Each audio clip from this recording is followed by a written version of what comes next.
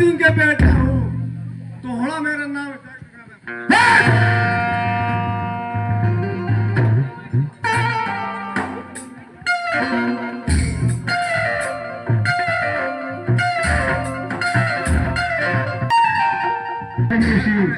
आपका मिथिला में स्वागत है। हे मुनिवार, मैं हर्ष लांबा का पुत्र जनाब आपके चरण को प्रणाम करता हूँ। सीता है, आपका आशीर्वाद चाहती है। सौभाग्य भी है।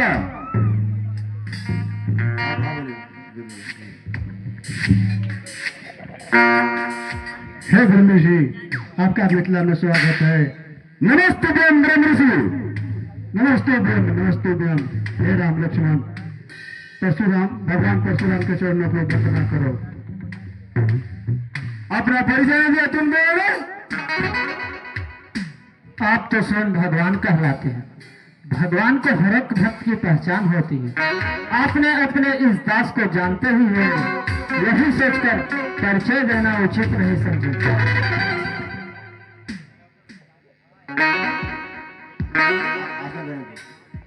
हे मुनिवार, आसन ग्रहण कीजिए। आप बहुत समय पर पधारे हुए हैं। इस मीठे स्वागत बच्चे से तुम मुझे पहला नहीं सकते मूर्ख। हम नेत्र पर्वत पर तपस्या कर रहे थे, किसी धनुष टूटने की घोर देवी की सोच रहे थे। हमें जानना है कि हमारे अयोध्या भगवान श्री के धनुष को तोड़ने का दुस्साहस किसने किया है? बोलता कौन है मूर्ख? जल्दी बताओ, किसकी मृत्यु हमें आने करके आई है?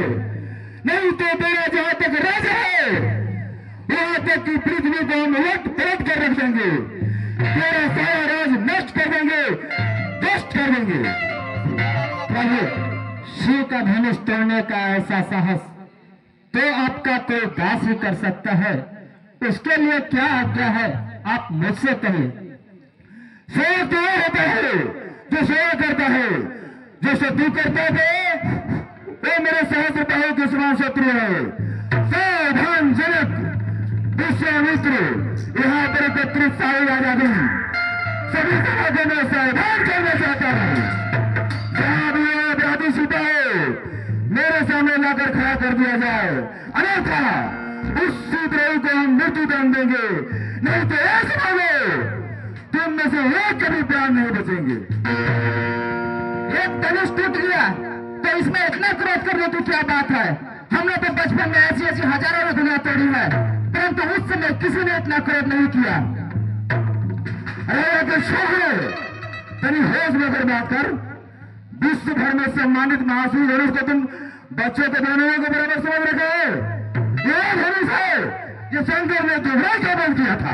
ब्राह्मण देवता, आपको धनुष धनुष का फर्क दिखाई देता होगा, परंतु हम तो क्षत्रिय है, हमारा धनुष बाण से खेलना नित्य कर्म है, इसलिए हमारे लिए सभी दुनिया एक समान है।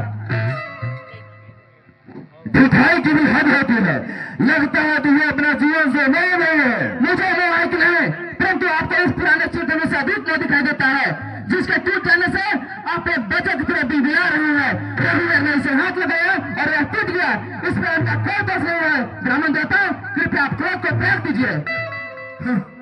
लगता है तुम अपनी माता को निपुति बनाना चाहता है। अब तक तुझे मैं बालक से मिलकर जीव छोड़ रखा है, और मैं भी आपको एक ब्राह्मण से मिलकर जीवित छोड़ रखा हूँ, क्योंकि हमारे कुल में ब्राह्मण को वध नहीं किया जाता है, उनकी रक्षा की जाती है। षष्ठ अशिष्ट नियम दुष्माना, कदाचित तूने मुझे नहीं जानता है। मैं क्षत्रिय कुलनासी, बल ब्रह्मचारी, अति क्रोधी वह परशुराम हूँ, जिसने 22 बार इस पृथ्वी को क्षत्रियों से भीड़ कर दिया। क्षत्रिय राजाओं का सकल नाश करके यह पृथ्वी बार बार ब्राह्मणों को दान करती है। हमने इस फरसे से सहस्त्र बार भुजाओं को काटा है। हमने इस फरसे से बार बार क्षत्रियों का लहू पिया है, और आज इस फरसे से तुम्हारी लहू की प्यास बुझाई जाएगी। आप मुझे बार बार गिरा रहे हैं, ऐसा लगता है कि एक बालक फुट मार के पर्वत हिलाने की चेष्टा कर रहा है। ब्राह्मण देवता, जब वीर होते हैं वे अधिक बातें नहीं करते, वार करते हैं वार। ये कायरपूसा की निशानी है, जो युद्ध करने के बजाय अपने सामने बड़े बड़े बातें बढ़ाने लगते हैं। विश्वामित्र, यदि इस उड़न बालक की रक्षा चाहते हो तो हमारी आंखों से दूर रहो। आप अपना हाथ बंद कर लीजिए गुरुजी, मैं आपको दिखाई ही नहीं दूंगा। विश्वामित्र, इसे हमारी क्रोध और पराक्रम की शक्ति को बताओ। हे ब्राह्मण देवता, आप अपना गुण गाथा स्वयं गा लेते हैं, तो इसलिए किसी और की आवश्यकता ही क्या है? यदि आपका जी अपना गुण गाते गाते जी नहीं भरा है तो सुना लीजिए कि किस तरह निर्दोष क्षत्रियों का संहार किया, पिता का ऋण कैसे चुकाया, माता का गला इस पर्दे से कैसे काटा, सुना लीजिए। बस बस बहुत हो गया, अब मुझे कोई दोष नहीं देना। निश्चय ये बालक मर रहा है। मुझे आश्चर्य है कि मेरे कुठार के सामने, मेरे फरसे के सामने तक जीत कैसे बचा है। और मुझे भी आशा है कि हमारे बेटू भैया को कोई हमारे सामने मृत्यु दंड देने की बात करे और हमारे बालों से अब तक जीवित बचा रहे। बालक की बातों में आकर क्रोध मत कीजिए, यह धनुष मेरे ही हाथ से भंग हुआ है, इसमें इसका कोई दोष नहीं है। इसलिए मुझ पे दया कीजिए या क्षमा कीजिए या मेरे प्राण ले लीजिए। जिस प्रकार आपकी क्रोध शांत हो सके वो उपाय करने को मैं तैयार हूँ। तुम भी कौन घोट नहीं हो? भगवान शिव के धनुष को तोड़ करके और मुझे ज्ञान सिखा रहे हो। उधर तुम्हारा छोटा भाई तेरी ही सहमति से मुझे भड़का कर, मुझे क्रोध दिलाकर मेरा बल छीन रहा है, और उधर तुम हाथ होकर मेरे सामने प्राण भी लेकर आए। परंतु ये सब छल कपट नहीं चल सकता है। तुम अपने आप को राम कहने से परशुराम का सामना नहीं कर सकते हो। यदि कर सकते हो तो उठाओ शस्त्र और मेरे साथ युद्ध करो। मैं तुम्हें निहत्था नहीं मारूंगा, वीरोचित मृत्यु का अवसर रोक दूंगा, और यदि तुम मृत्यु नहीं करोगे तो भाई समेत अभी मार डालूंगा। प्रभु, यदि हमें रण में कोई ललकारे तो क्षत्रिय धर्म के अनुसार युद्ध अवश्य करेंगे, चाहे वो स्वयं काल ही क्यों न हो। परंतु हम रघुवंशियों का ये भी धर्म है, गौ ब्राह्मण स्त्री पर कभी वार नहीं करते।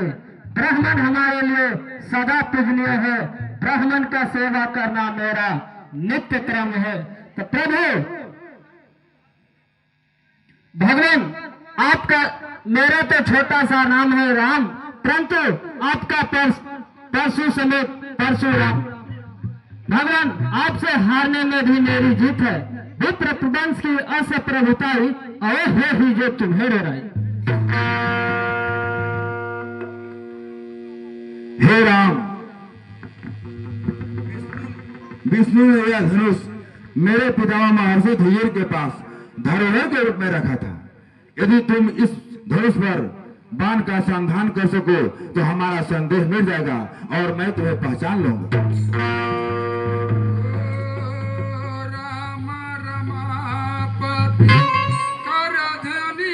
हे रघुनंदन, आप जानते ही हैं कि यह दिव्य वैष्णव बाण कभी खाली नहीं जाता, इसलिए आप यह बताने की कृपा करो कि आपके मन की गति से जो आने जाने की सर्वोच्च शक्ति प्रदान किए हैं उसे नष्ट करो, या अपने तपोबल से पुण्य अर्जित किए हैं उसे नष्ट करो।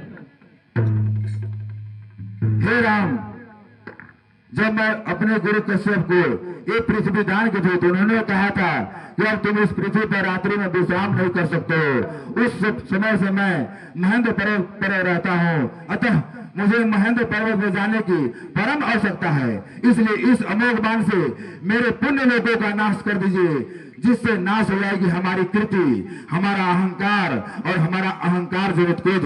अतः हे राम, इसे पूर्व दिशा की ओर छोड़ दो।